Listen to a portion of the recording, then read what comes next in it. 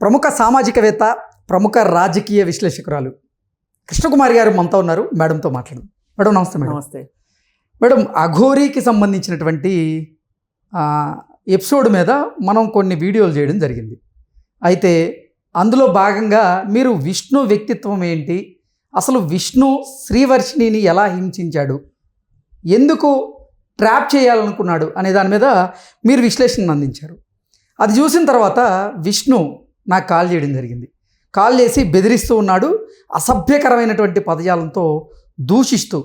అంటే వీడియో చేసింది నేనైతే నా కుటుంబ సభ్యులను దీంట్లోకి లాగేటువంటి ప్రయత్నం చేసి బండబూతులు తిట్టాడు. అసలు నిజంగా అంటే అతనితో కాల్ మాట్లాడిన తర్వాత అరే ఏంటి ఈ మనిషి వ్యక్తిత్వం ఇంత చండాలంగా ఉంది ఏంటి అనేటువంటి ఒక భావన అయితే వచ్చింది నాకు. అసలు ఏంటి మేడం, దీన్ని ఏం చేయాలి, మనం ఎలా చూడాలి?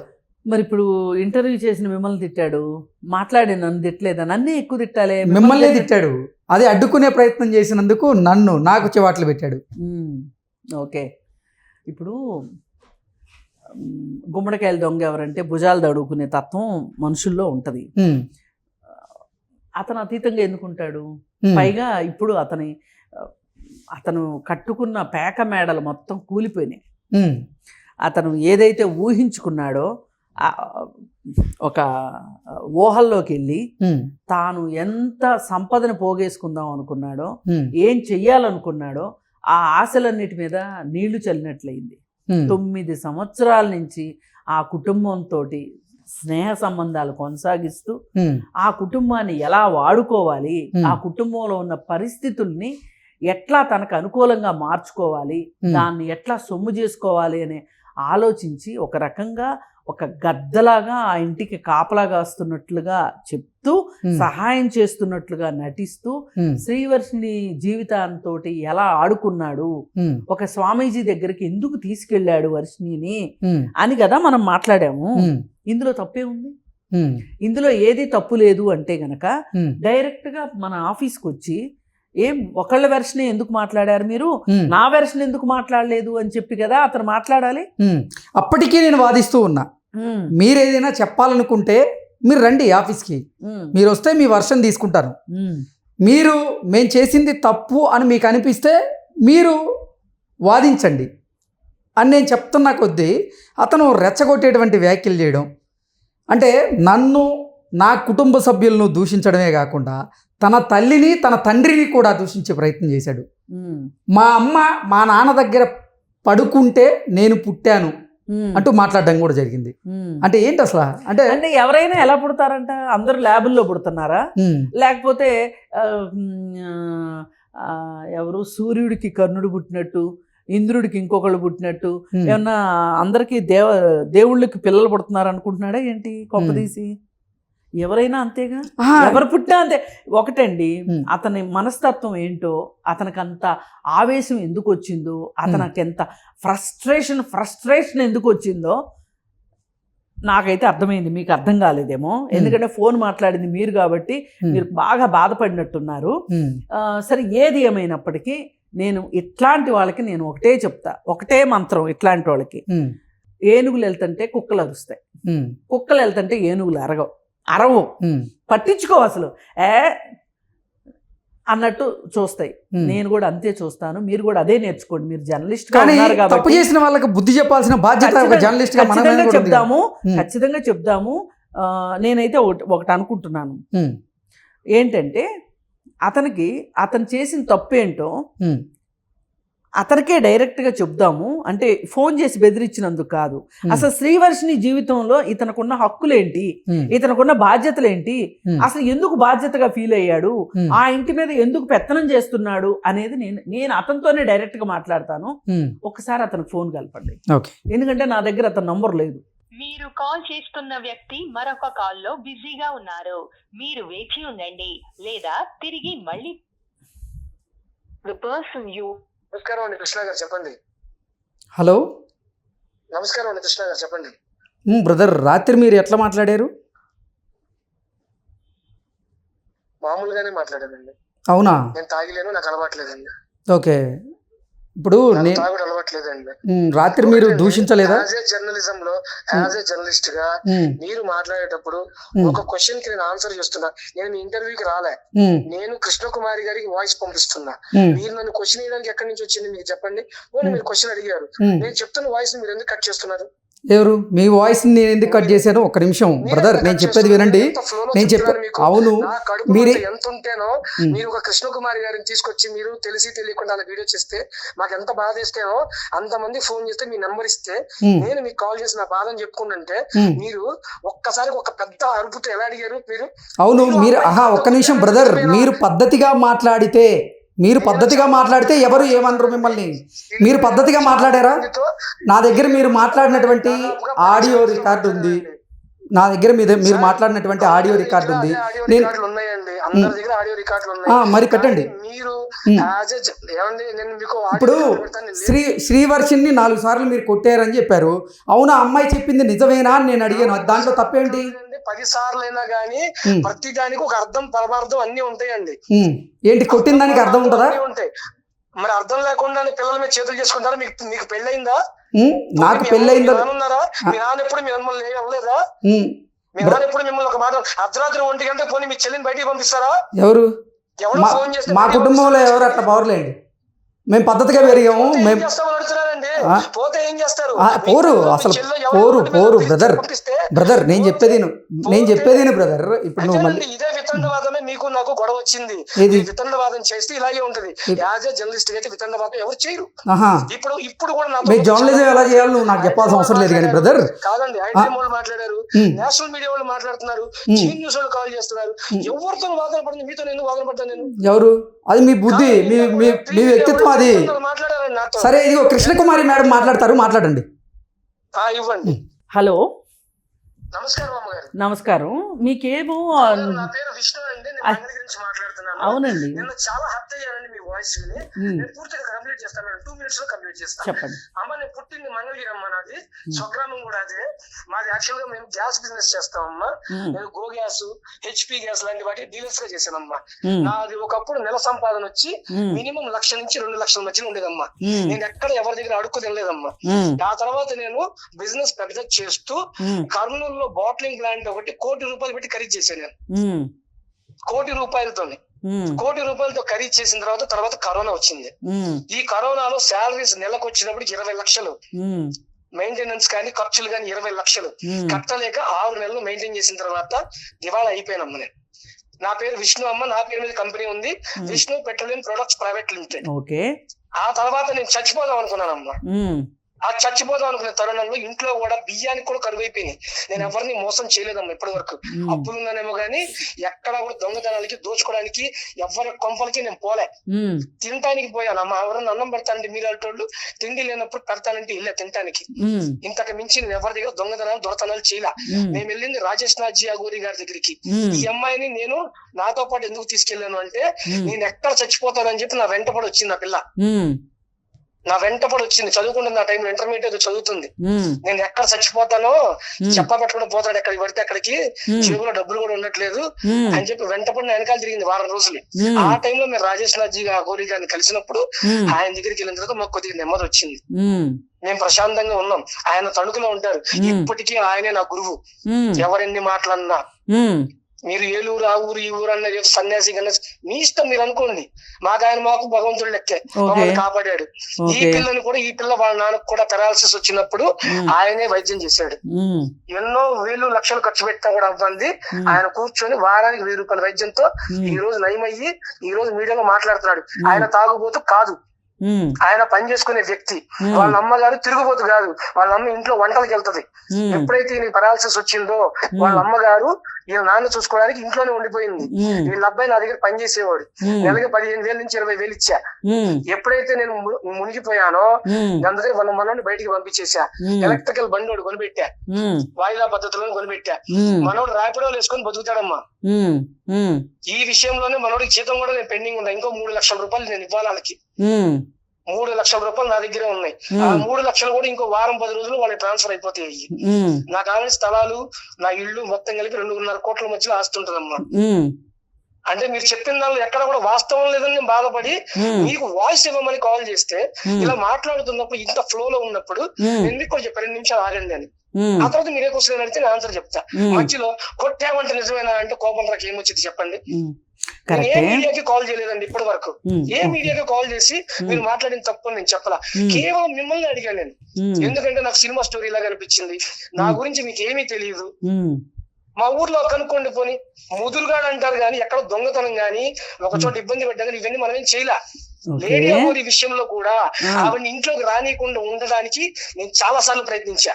మరి ఎవరు తీసుకొచ్చారు? నేను ఇప్పుడు హైదరాబాద్ దగ్గర ఏమండి ఇంట్లో కుక్క ఉందండి, అది కరిసిద్దని మనకి తెలీదా? కాదు, నేను అడిగిన దానికి కాదు. విష్ణు గారు మీరు చెప్పాలనుకున్నదే వింటానికి కూర్చోాలా నేను ఇక్కడ. నేను ఒకటే అడుగుతున్నా, మీరు అడగండి.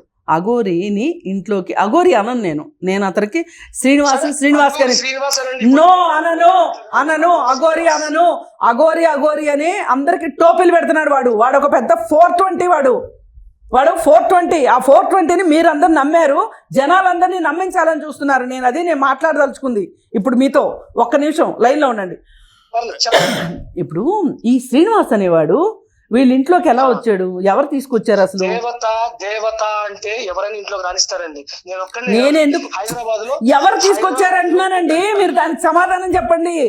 ఎవరు చెప్తుంది? ఒకళ్ళ పేరేముంది? ఇప్పుడు మా గురువు గారు కూడా ఆవిడ సపోర్ట్ చేశారు. ఆ రోజుల్లో హిమాలయ స్వామి సపోర్ట్ చేశాడు. దేవత అని అందరికి చెప్పారు. మంగళగిరిలో కారు అయిపోయినప్పుడు దేవత ఇక్కడ ఆగిందని చెప్పి మేమే తీసుకొచ్చాం. ఓకే, దేవత అని ప్రచారం చేసినప్పుడు మరి దేవత ఏంది? ఇప్పుడు దెయ్యమైంది, కుటుంబాల పని దెయ్యమైంది. ఓకే, తప్పు చేసింది ఏముందండి? కాదు ఇప్పుడు తెలియక తీసుకొచ్చిందాన్ని మేము డబ్బు కోసం తీసుకొచ్చామని ఎలా కన్ఫర్మ్ చేయగలుగుతారు? ఒక్క నిమిషం ప్రూఫ్ ఇస్తారా మాకు? విష్ణు గారు ఒక్క నిమిషం చెప్పండి. ఇప్పుడు నేను మాట్లాడింది కరెక్ట్ కాదు అని మీరు అంటున్నారు. ఓకే, అయితే నేను ఎందుకు అలా మాట్లాడాను, నాకున్న ఇన్పుట్స్ ని బట్టి నేను మాట్లాడతాను. అది కాదు అని మీరు కాల్ చేయండి మేడం. అక్కర్లేదండి, అక్కర్లేదు. మాకు మీడియాలో చూసిన దాన్ని బట్టి మేము మాట్లాడతాం. మీరు కాదు అని మాకు ఎస్ అండి మాట్లాడతాం. ఇప్పుడు విష్ణు గారు ఒక్క నిమిషం. ఫస్ట్ ఆఫ్ ఆల్ చెప్పండి, మీకు ఈ వర్షిని ఫ్యామిలీతో మీకున్న సంబంధం ఏంటి? మీకు ఎప్పటి నుంచి తెలుసు? వాళ్ళ నాన్నగారు నా స్నేహితుడు, నా చిన్న పిల్లడు, ఆయన పెద్దోడు. ఆయన వచ్చి మా షాప్ దగ్గర కూర్చొని సరదాగా మీ ఇద్దరు కలిసి రోజు గంటన్న సరదాగా మా షాప్ దగ్గర కూర్చునే వాళ్ళం. ఓకే, ఆ తర్వాత ఆయన మంగళగిరి నుంచి లెఫ్ట్ అయిపోయి గుంటూరు వెళ్ళిపోయాడు. ఆయన ఉద్యోగం ఇచ్చా. ఓకే, ఏం ఉద్యోగం చేసేవాడు ఆయన? తర్వాత కారం మిల్లులో పనిచేసేవాడు అండి ఆయన. ఓకే, ఆయన ఒక మేనేజర్ లెవెల్ ఆ రోజుల్లోనే 2000 టైంలోనే ఆయనకి 10,000 రూపాయలు ఉద్యోగం అప్పట్లో. డిగ్రీ కంప్లీట్ అయిపోయిన ఆయన ఇంగ్లీష్ రాస్తాడు, తెలుగు రాస్తాడు, అన్ని చక్కగా మాట్లాడగలుగుతాడు. ఈ రోగం వచ్చిన దగ్గర నుంచి తాగుబోతులాగా కనిపిస్తున్నాడు మనకి. ఒక మాట అండి, వీక్లీ వన్స్ తాగుతాడు, కామన్ అది. కాదండి, ఇప్పుడు తాగట్లేదు. అలా కాదు, ఒక్క నిమిషం. ఇప్పుడు మీకు అతను మీకు ఫ్రెండ్, అలా మీ స్నేహితుడు అన్న ఫ్రెండ్ అన్న ఒకటేగా. ఇప్పుడు మీకు అలా పరిచయం, అంతే కదా? అలా పరిచయం అయిన తర్వాత గుంటూరులో ఉద్యోగం పోయి మంగళగిరి వచ్చాడు. మళ్ళీ వెనక్కి వచ్చాడు. ఏ పని దొరక్క వెనక్కి వచ్చాడు. మంగళగిరిలో ఏ పని దొరక్క నాకు కనిపించడానికి కూడా మొహం చెల్లుబాటు కాని పరిస్థితులు నేను వాళ్ళ ఇంటికి వెళ్ళా. బయట నుంచి మాట్లాడా. ఒకసారి మాట్లాడితే ఏమైంది, మంగళగిరి ఎందుకు వచ్చావు మళ్ళీ అంటే, వారం రోజుల తర్వాత ఈ హర్షాన్ ఉన్నాడు కదా, వీడు చిన్నపిల్లాడే, సైకిల్ దొక్కుంటూ వాడు చెల్లిని తీసుకుని మరి నా దగ్గరికి వచ్చాడు. అప్పుడు బొట్ట పిల్ల మా అయితే 10-12 ఉంటాయి ఏళ్ళు దానికి. వచ్చి సరదాగా అక్కడ కూర్చున్న తర్వాత ఇంట్లో గడవట్లేదన్న పరిస్థితి ఇది అన్నాడు. ఆ టైంలో నేనేమి మనీ ఏం సహాయం చేయలే. నేను మీకు ఏమైనా సరుకులు కావాలంటే తీసుకెళ్ళండి చిల్లర కొట్లా అన్నా. వాళ్ళ నాన్న ఫోన్ చేసి నాకు ₹1 కూడా వద్దు, మా పిల్లలు ఎవరో ఒకళ్ళు పనిలో పెట్టుకుని రోజు ఎంతో కొంత డబ్బులు ఇవ్వు, మీరు తినడానికి గడవాలి, నాకు ఉద్యోగం వచ్చేదాకా నా సహాయం చేయన్నాడు. 2 పిల్లల్ని చదువులు మానిపించాడు. ఆ టైంలో ఒక ఫ్రెండ్ మీద ఉన్న ఒక అభిమానంతో మాత్రమే వాళ్ళ అమ్మాయిని అప్పుడు నా షాప్ లో ఉంది. వాళ్ళ అబ్బాయిని తీసుకెళ్లి పనిలో పెట్టలా. ఫస్ట్ లో మీ నాన్నతో పాటే వేరే పని చూపిస్తానని చెప్పి చెక్క పని చూపిస్తాను. చెక్క పనిలోకి పంపించా. వాళ్ళ అమ్మగారు తర్వాత నిదానంగా ఆవిడ కూడా పని చూసుకుంది, ఫ్యామిలీ సెట్ అయ్యారు. ఆ తర్వాత ఈ పిల్ల నా దగ్గర ఉంది కదా అని చెప్పి నేను చదివిస్తానులేండి, ఇలా వద్దు మనకని చెప్పి అంటే మీ ఇంట్లో పెట్టేసుకున్నారా అమ్మాయిని? లేదండి, వాళ్ళ ఇంట్లోనే ఉంటుంది, కానీ తెల్లారితే నా దగ్గరే ఉంటది, షాప్ లోనే ఉంటుంది నా దగ్గర. ఏ షాప్ మీ షాపు? అప్పట్లో గ్యాస్ బిల్ రిపేర్ చేసే షాప్ అండి మాది. మీ షాప్లో కూర్చునేది? మా షాప్ లోనే ఉండేది. మా పనులన్నీ ఆవిడే చూసుకునేది. మా బ్యాంక్ వ్యవహారాలు గాని. ఎంత 12 ఏళ్ల పిల్ల? 12 ఏళ్ల పిల్ల. పనికేం పెట్టుకోలేదు, మనం సరదాగా వచ్చి అక్కడ కూర్చునేది అంతే. వచ్చి సరదాగా కూర్చునేది. ఇలా కూర్చునే క్రమంలో మా నాన్న అన్నాడు, ఆ పిల్లలు చదువు మానిపెట్టడం కరెక్ట్ కాదు అని. తర్వాత డిస్టెన్స్ ఎడ్యుకేషన్ లో జాయిన్ చేసాం. 10th అయిపోయింది, అయిపోయింది. బీటెక్ వచ్చేటప్పటికి మా నాన్న చనిపోయాడు అప్పట్లోనే. ఈ అమ్మాయి ఇంటర్ చదివే టైంలో మా నాన్న చనిపోయాడు. ఆ తర్వాత నాకు కూడా కొద్దిగా కరోనా కష్టాలు ఇవన్నీ స్టార్ట్ అయినాయి కదా. ఈ అమ్మాయిని బీటెక్ లో జాయిన్ చేయడానికి చాలా ప్రాబ్లం అయింది. కానీ అదేదో కష్టాలు పడి జాయిన్ చేసాం. సేమ్ మా ఇంట్లో పిల్లలాగే మంచిగా చూసుకొని పెంచుకొని తీసుకొచ్చాను తప్ప ఎక్కడ కూడా డబ్బుల కోసం ఈ పిల్లని తీసుకెళ్లి రాజేష్ నాజీ దగ్గర, లేడియా గురి దగ్గర మేము ఎక్కడ కూర్చోబెట్టలా. ఈ పిల్లంతా ఈ పిల్ల ఇన్ఫ్లుయెన్స్ అయిందా, ఏదైనా పసర మందులు పెట్టిందా, ఈ విషయం నాకు తెలియదు. అసలు 4 months నుంచి నేను ఊళ్ళో లేను. నేను హైదరాబాద్ దగ్గరలో ఉంటున్నా. సో నాకు ఈ ఫ్యామిలీతో కూడా సంబంధాలు కట్ అయిపోయింది. ఎందుకంటే చెప్పాక నా పరిస్థితి బాగాలేదని. మరి నాకు బతకడానికి సమస్యగా ఉంది, మళ్ళీ ఎందుకులే మీరు మీ పని చూసుకుంటున్నారు కదా, నేను బయటకు వెళ్తాను కొన్నాళ్ళు, మీకు ఏమైనా అవసరం అయితే కాల్ చేయండి అని నేను బయటకు వచ్చేసా. ఆ టైంలో పెరాలసిస్ వచ్చిన టైంలో వీళ్ళ నాన్నకి ఎవరు అద్దెకిలా. బ్రెయిన్ స్ట్రోక్ అంటే మీకు తెలియదు, సామాన్లు నిసురు కొట్టడం, కేకలు పెట్టడం ఇవన్నీ చేస్తున్నాడు. అప్పుడు ఇల్లు ఎవరు అద్దెకి పోతే మా సొంత ఇల్లు గోడౌన్గా వాడేవాళ్ళం అప్పట్లో. ఆ కింద మొత్తం అంతా ఖాళీ చేసి గోడౌన్ మొత్తం పైకి పెట్టి వాళ్ళ కింద ఇవ్వడం జరిగింది. మీరు ఇక్కడే ఉండండి, వేరే వాళ్ళు ఇల్లు అద్దెకిచ్చిన మీ ఆయన గొడవ చేస్తున్నాడు, కొన్నాళ్ళు ఇక్కడే ఉన్న తర్వాత మామూలు అయ్యాడు. కానీ వాళ్ళు ఇల్లు ఖాళీ చేయాలి, అక్కడే ఉన్నారు. ఇప్పటి వరకు జరిగిన కథ అంతా ఇదేనమ్మా. ఎక్కడ ఎవరి డబ్బుల కోసమో ఏదో ఇచ్చితో కోట్లు వచ్చిస్తానో. అమ్మ 2.5 సంవత్సరాలు ఇప్పుడు నాకు డివోర్స్ అయింది. డివోర్స్ అయి నాకు 5 ఏళ్ళు అయింది. పెళ్లి మీద నాకు ఇంట్రెస్ట్ కూడా పోయింది. చచ్చిపోదాం అనిపించింది కదా. గురువు గారి దగ్గరికి వెళ్ళి 2.5 సంవత్సరాలు అయింది ఇప్పటికి. మా గురువు గారు ఒకటే చెప్పారు, పరస్త్రీని చూడటం తప్పు, చేసుకుంటే పెళ్లి చేసుకోండి అని ఫస్ట్ వర్డ్ ఇదే. మీరందరూ కొద్దిగా వయసులో ఉన్నారు, ఈ పనులు చెయ్యొద్దు అని ఫస్ట్ వర్డ్స్ ఆయన అయ్యే. ఈ రోజుకి మేము అదే పాటిస్తాం. ఆయన దగ్గర ఉన్నా లేకపోయినా అబద్ధాలు ఆడకండి, ఏ డబ్బు కోసం ఏ చట్ట పనులు చేయకండి, ఇదే చెప్పారు ఆయన. ఇప్పటికి మేము అదే పాటిస్తున్నాం. మీకు పిల్లలు ఉన్నారా? లేడీ అగోరి దగ్గర నేను 2 నెలలు ఆవిడని కంటికి కాసుకొని కూర్చున్నా, ఏ గొడవలు చేయకుండా. ఆ టైంలో అది కూడా మా గురువు గారు ఆదేశం ప్రకారం. దాన్ని బయటికి రాని, మాకు దాన్ని ఎక్కడో బ్లాక్ చెయ్యి, దాని సంగతి హిమాలయన్స్ మాట్లాడుతా అన్నారు. ఇలా రోడ్డు మీద పడి పోలీసులు కొడుతుంది, చండాలం చేస్తుంది, కొద్దిగా జాగ్రత్త అన్నా అంటే ఆ టైంలో 2 నెలలు కాపలా కాసా. ఆ 2 నెలలు తినడానికి దొరికింది కానీ ఈఎంఐలు కట్టడానికి దొరకలే నాకు. ఆ టైంలో ఆవిడే ఇచ్చింది ఆ డబ్బులు. నేను అన్ని మీడియాలోనే చెప్పా, 13,000 రూపాయలు ప్రతి నెల ఈఎంఐలు ఆవిడే కట్టింది, 26,000. మరి ఆమె దగ్గర ఉన్నా కదా. నేను రోజు పొద్దున్నలే అసలు ఎప్పుడు అక్కడే అడవిలోనే. అదేం తింటానంటే తెచ్చి పెడతాం, బీర్లు తెచ్చి పెట్టడం, ఎన్ని ఫోటోలు తీయడం, ఆయనకి పెట్టడం, గురువు గారు ఇంకా ఎన్నాళ్ళు అని. ఆ గురువు గారికి అంత ఇంట్రెస్ట్ ఏంటి? ఏమండి, సంఘానికి విద్రోహ చర్యలు చేస్తుందని చెప్పి ఆయనకు అనుమానం. కానీ ఇది బయటికి తెలియట్లేదు, ఏం చేస్తుంది అసలు ఎవరు అనేది బయటపడట్లే ఆయనకి. కానీ ఏదో తేడా ఉంది మనిషి అంటాడు ఆయన. నేను గురువు గారిని ఏకీభవిస్తూ తిరగలుగుతానేమో, నా సొంత నిర్ణయం తీసుకుని ఎప్పుడు ఏది చేయలేదమ్మా ఇప్పటి వరకు. ఇప్పుడు కూడా ఏదైనా జరిగితే ఆయనకే మెసేజ్ పెడతాను నేను, పెద్ద ఏదైనా జరిగితే. మరి ఇవన్నీ బాగున్నాయండి, ఇవన్నీ బాగున్నాయి విష్ణు గారు. అసలు ఇప్పుడు ఈ అమ్మాయి శ్రీవర్షిని ఏం చెప్తుందంటే, మాకే డబ్బులు ఇవ్వాలి విష్ణు అని చెప్తుంది. నేను అదే చెప్తుందమ్మా. బంగారం కూడా తీసుకున్నాడని చెప్తుంది, నిజమేనా? బంగారం ఆల్రెడీ వెళ్ళిపోయిందమ్మా, వెళ్ళిపోయింది ఆల్రెడీ, ఇచ్చేశారు.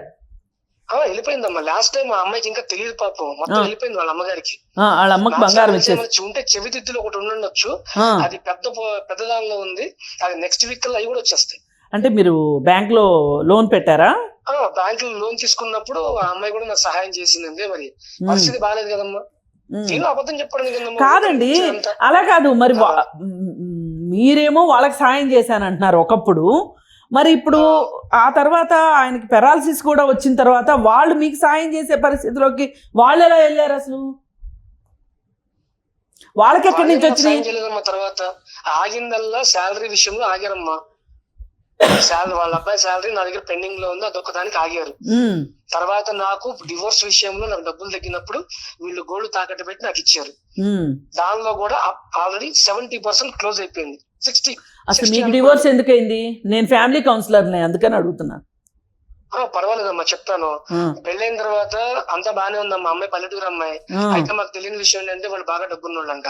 ఉమ్, మాకు ఆ విషయం పెళ్ళైన తర్వాత తెలిసింది. పెళ్లి కూడా నేను సింపుల్ గానే చేసుకున్నాను. ఉమ్, రూపాయి కూడా నాకు వచ్చింది ఏం లేదు. ఆ అమ్మాయి ఏదో బంగారం చేపించుకుంటానన్నారు. నేను ఎదురు ఇంకో 4 లక్షలు ఖర్చు పెట్టి పెళ్లి చేసుకున్నా ఆ టైంలో. ఆ అమ్మాయి కూడా నల్లగా ఉంటుంది, పల్లెటూరు అమ్మాయి అని చెప్పి మా నాన్న చాలా ఇష్టపడి పెళ్లి చేశాడు. ఉమ్, ఈ రోజుల్లో కలర్లు ఇవన్నీ మనకు వద్దనన్నా ఇళ్ళ కిందలు కూడా ఉంటారని చెప్పి చేశాడు. ఉమ్, చేసిన తర్వాత విత్ ఇన్ 15 days కి వాళ్ళ టార్చర్ మొదలైంది. ఉమ్, నువ్వు మా ఇంట్లో ఉండాలి అని. ఉమ్, ఇది కూడా ఎందుకు మొదలైంది? ఇంటికి వెళ్తే టీవీ దగ్గరే 5-6 లక్షలు 500 రూపాయలు కట్లు పడేసి ఉంటాయి. ఉమ్, ఎప్పుడు చూడు డబ్బులు అక్కడ పడేసి ఉంటాయి. ఉమ్, నా మీద చివరిలో ఆనంద కూడా వేశాడు, మీ అబ్బాయి డబ్బులు తీశాడు అని. ఉమ్. మా నాన్న కాదండి, మరి మీకు పెళ్లికి ముందు వాళ్ళకి అన్ని డబ్బులు ఉన్నాయని మీకు ఎలా తెలియలేదు? వాళ్ళు ఇంట్లో అలాగే ఉంటారమ్మా. ఏం లేని వాళ్ళకి వెళ్ళి ఉంటారు వాళ్ళు. ఒక చిన్న ఇంట్లో ఉంటారు వాళ్ళు. 2 కోట్ల రూపాయలు వాళ్ళు వడ్డీకి తిప్పుతున్నారు స్టిల్. నేనే స్టన్ అయ్యానమ్మా ఇవన్నీ చూసి. నాకే తెలియదు. ఈ అమ్మాయి కూడా ఎప్పటికో చెప్పింది నాకు.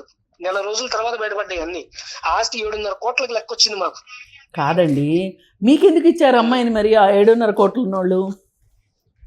ఆ విషయం నాకేం తెలుస్తుందమ్మా. వాళ్ళు అడిగింది అయితే ఒకటే, నువ్వు వచ్చి ఇల్లరికం ఉంటేనే నేను నీతో ఉండగలుగుతాను, లేదంటే నువ్వు బయటికి అంటే మీరు పెళ్లికి ముందు ఒప్పుకున్నారా ఎల్లరికి ఉంటానని? లేదండి, ఏం లేదమ్మా. ఏదైనా ఉంటే కదా ముందే చెప్తా కదమ్మా నేను. మరి ఎందుకు మీరు ఒప్పుకోందే పెళ్లి ఎలా అయింది? అదే గొడవ పెట్టేసుకున్నారు అట్లాగా. అప్పటికి 3 నెలలు 6 నెలలు ఈ గొడవ జరుగుతానే ఉంది. 6 నెలల తర్వాత అమ్మాయి ప్రెగ్నెంట్, అదే 3 నెలలకి ప్రెగ్నెంట్ అయిపోయింది. 6 నెలల తర్వాత వాళ్ళ ఇంటికి తీసుకెళ్లిపోయారు. ఇంకా పంపలా మా దగ్గరికి. ఇప్పుడు బాబు పుట్టిన తర్వాత మా నాన్న వెళ్ళి బతిమలాడి, అయ్యా ఆ అబ్బాయిని నిదానంగా మీరు మాట్లాడుకోండి, అబ్బాయి వస్తారంటే తీసుకోండి. ఆ అబ్బాయి ఆదాయం నెలకి 1,00,000 పైన ఉంది. ఇప్పుడు మీ ఇంటికి వస్తే ఏం చేస్తాడు మీరు ఆలోచించండి. ఆ అబ్బాయికి సొంత కాదు. ఇది ఏ సంవత్సరంలో? 2015-14 అంతే. మరి అంటే ఫాల్స్ కమిట్మెంట్ మీ ఫాదర్ ఇచ్చాడా మీ తరఫున ఎల్లరికి వస్తాడని? కమిట్మెంట్ ఏమి ఇవ్వలేదండి, ఇస్తానని చెప్పలేదు ఆయన. మరి వాళ్ళు ఎలా అనుకుంటారండి? పెళ్లికి ముందు అన్ని మాట్లాడుకుంటారు. బాబు పుట్టిన తర్వాత పెళ్లికి ముందు కూడా ఏం మాటలు చెప్పారమ్మా. పెళ్లి అయిపోయిన తర్వాత పిల్లోడు పుట్టిన తర్వాత గొడవలు తగ్గకపోతే మా నాన్న వాళ్ళ ఇంటికి వెళ్ళి మీ అమ్మాయిని పంపించండి, ఒకవేళ పిల్లోడు మీకు కావాలి అనుకుంటే సర్ది చెప్పుకోండి, గొడవలు మేము చూడలేకపోతున్నాము, వాళ్ళిద్దరిని కలిసి ఉండేలాగా చెయ్యండి అని బతిమలాడాడు వెళ్ళి. ఫాల్స్ కమిట్మెంట్, ఫాల్స్ కన్ఫర్మేషన్స్ ఎక్కడా లేవు. వాళ్ళు ఎలా అనుకున్నారు అంటున్నా. వాళ్ళు అనుకుంటే థింక్ చేశారు, వాళ్ళు థింక్ చేశారు అలాగా. వాడే వచ్చి ఉంటాడు ఇక్కడ మన దగ్గర డబ్బు చూసి అని. నేను మా అమ్మని మా నాన్నని వదిలిపెట్టి రాను, నేను ఒక్కడనే కొడుకుని, ఇంకో కొడుకు. సరే, ఏదైనా మీ జీవితం కూడా, మీ జీవితంలో కూడా ఇంత విషాదం ఉందన్నమాట. అందుకే మీరు. విషాదం ఏం కాదండి, అసలు పట్టించుకొని నేను ప్రశాంతంగా ఉంటానండి. పోయిన రోజు గురించి పట్టించుకోను, ఈ రోజు నేను సంతోషంగా ఉన్నాను అంతే. మరి కాదండి, మీ దగ్గర శ్రీవర్షిని పెంచి నేను పెద్ద చేసి దాన్ని పెళ్లి చేస్తే చూడాలని ఆశపడ్డ వాళ్ళు మొట్టమొదటి నేను. మొట్టమొదటి మా నాన్న కూడా ఒక అమ్మాయిని పెంచాడు ఇలాగే. ఆ అమ్మాయి పేరు నందిని. ఆ అమ్మాయిని కూడా పెంచాడు. ఆ అమ్మాయి పెళ్లి కూడా అయిపోయింది. పెళ్లి చేసుకుంది కూడా ఒక ప్రముఖ వ్యక్తిని పెళ్లి చేసుకుంది. చాలా పెద్దోళ్ళు వాళ్ళు. ఇప్పటికీ ఫోన్ చేసి మాట్లాడుతుంది. ఇది జరిగిన తర్వాత తిడుతుంది నన్ను, ఏంట్రా ఇలా తయారైంది, వదిలేయండి ఇంకా అని. ఏంటి అసలు అలా తయారైంది? మరి అంత బాగున్నోళ్ళు, మీరు పెంచిన అమ్మాయి అంత పెద్ద పరిస్థితిలో ఉంటే, మీకు కరోనా టైంలో మీరు అన్ని ఇబ్బందులు పడుతుంటే వాళ్ళు ఎందుకు మీకు సాయం చేయలేదు? నేను అడగలేదండి ఎవరిని. ఇప్పటికీ వాళ్ళకి ఎవరికి తెలియదు నా గురించి ఏమి. సరే అండి, అసలు విషయానికి వద్దాం. ఫైనల్ గా చాలా మందికి తెలియదు ఆ విషయాలన్నీ. ఫైనల్ గా అమ్మకే సరిగా చెప్పలేదండి ఇప్పటి వరకు. ఓకే అండి, మీ గుండె నబ్బరాన్ని మెచ్చుకోకుండా ఉండలేకపోతున్నాను. చెప్పండి. ఫైనల్ గా పాయింట్ ఏంటంటే, ఇప్పుడు స్వామీజీ దగ్గరికి, అంటే మీరు చెప్తున్న తణుకు స్వామీజీ దగ్గరికి ఈ అమ్మాయిని మీరు తీసుకెళ్ళలా? ఈ అమ్మాయి నాతో పాటు వచ్చినప్పుడు తను కూడా నచ్చి తనతో అక్కడే ఉండి దీక్ష తీసుకుంది. నేను కూడా కాదని చెప్పలా. ఏం దీక్ష అండి? చెప్పలా. ఇది 1 టైప్ ఆఫ్ అఘోరి దీక్ష అండి, కానీ అఘోరి కాదు.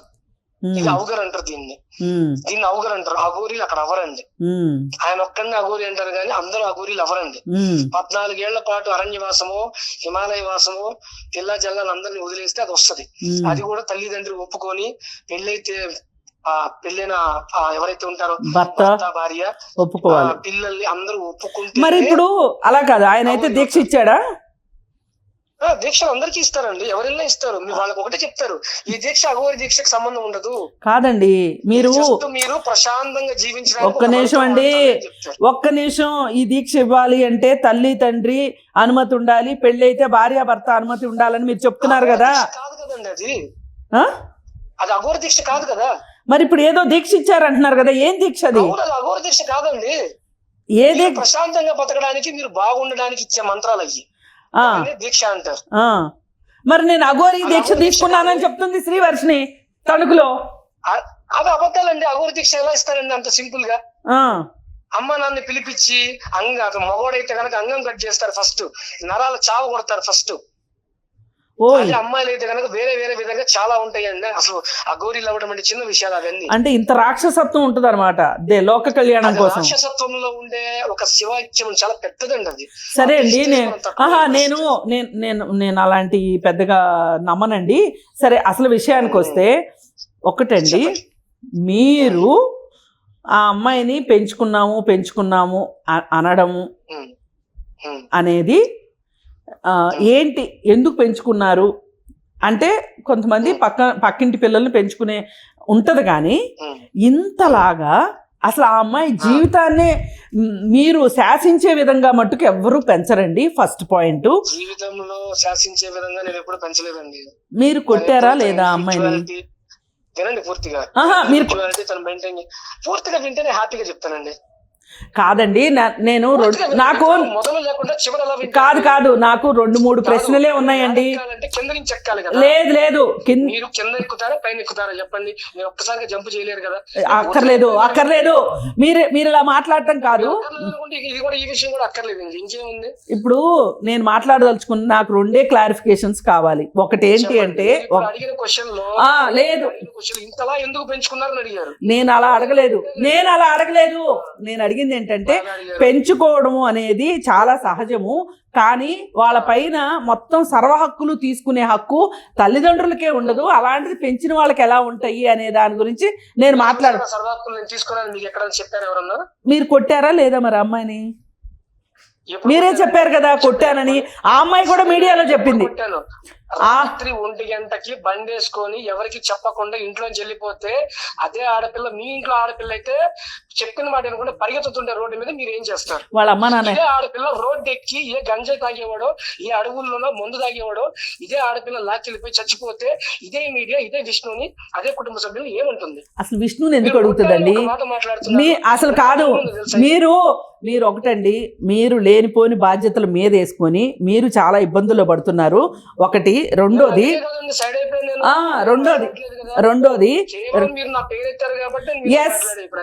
కాదు, ఒకటి వినండి. ఒకటి ఏంటి అంటే, ఆ అమ్మాయిని పెంచింది తప్పు కాదు, కానీ చాలా మీకు చాలా హక్కులు ఉన్నట్లుగా బిహేవ్ చేశారు, అదొకటి పొరపాటు. ఇంకోటి ఏంటంటే, ఆమె పాప ఆ పిల్ల వెళ్ళిపోయిన తర్వాత వాళ్ళ అమ్మ వచ్చి కాళ్ళ మీద పడింది, నా పిల్లని తీసుకురా అని. అప్పుడు బయలుదేరా. 15 రోజుల దాకా నేను ఎందుకు వెళ్ళలేదు?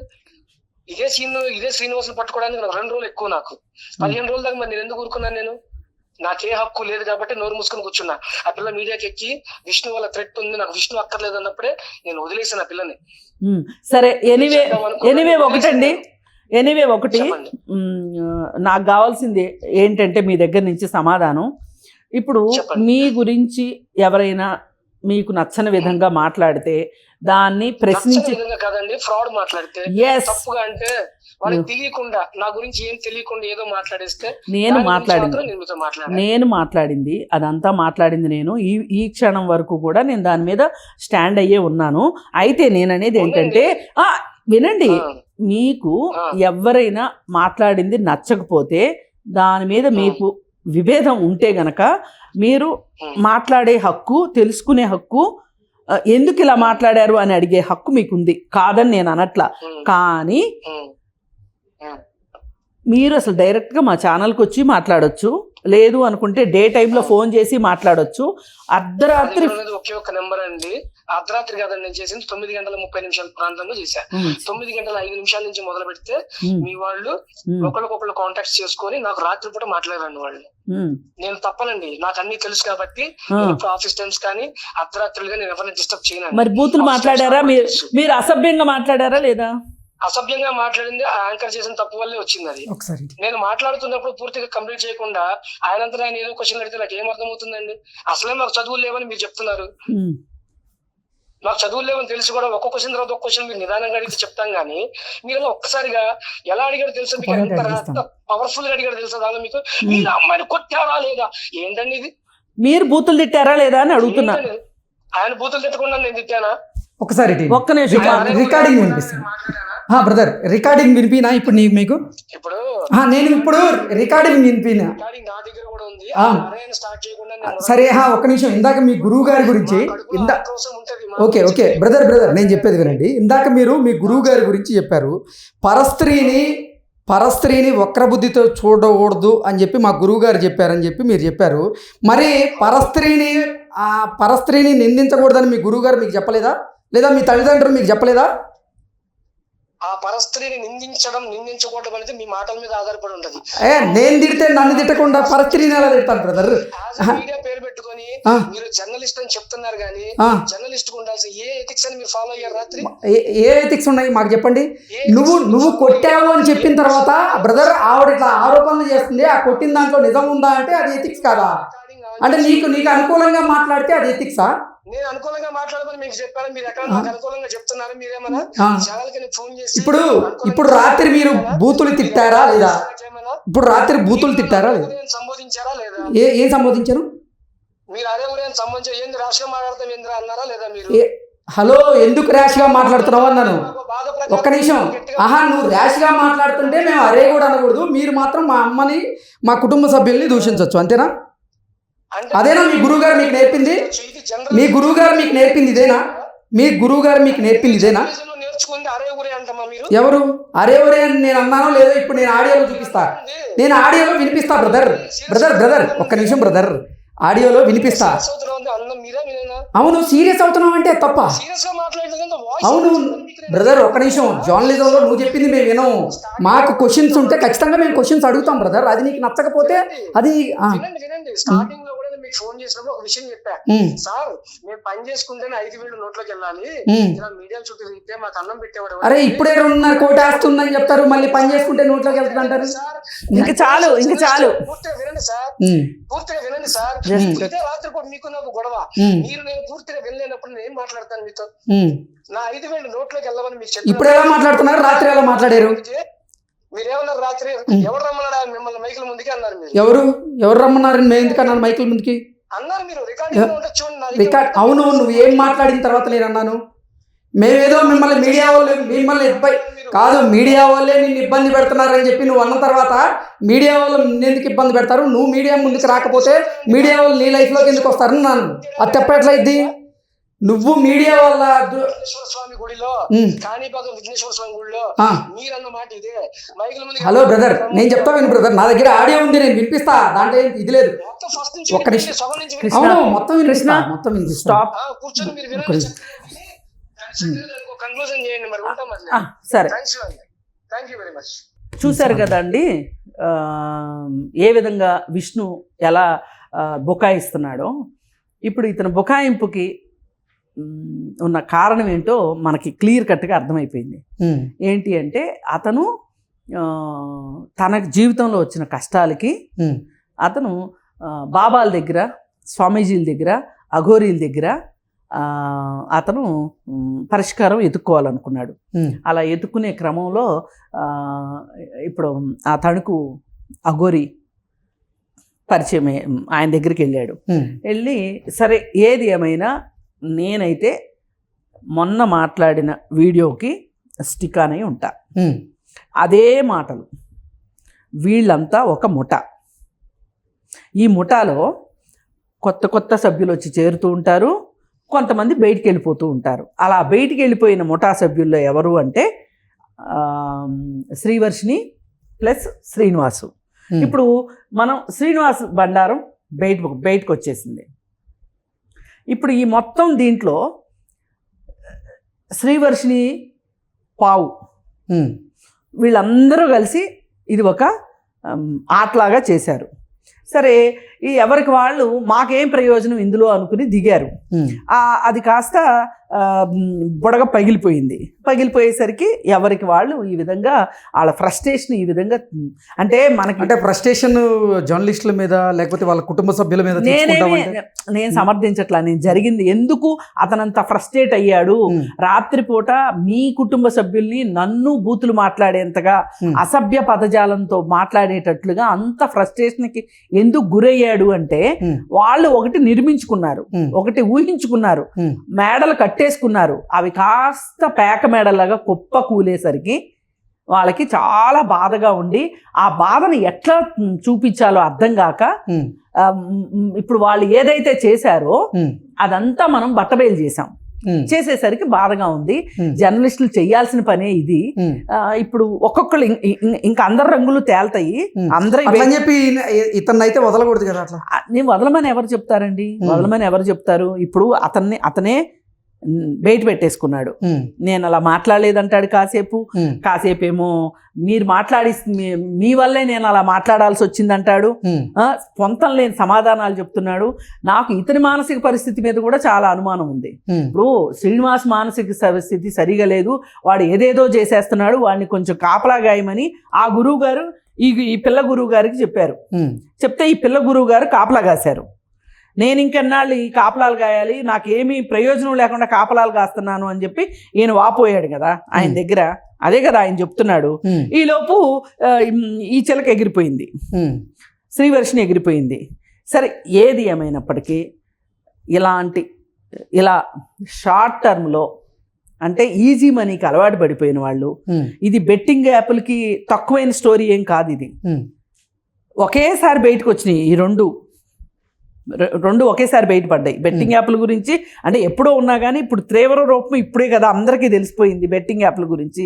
అట్లాగే ఈ అఘోరీలు, వీళ్ళ కథలు, వీళ్ళ కథా కమామీష్లు, వీళ్ళు సభ్య సమాజంలో అఘోరీలుగా ఎలా చలామణి అవుతారు, వీళ్ళు చేస్తున్న మోసాలు ఇవన్నీ బయటకు వచ్చినాయి కదా. ఇప్పుడు ఆమె సినిమా ఆవిడెవరో కేసు పెట్టింది, శ్రీనివాస్కి డబ్బులు వేసిన ఆవిడ కేసు పెట్టింది కదా. మరి ఇంకా బయటికి రాని వాళ్ళు ఎంతమంది ఉన్నారు?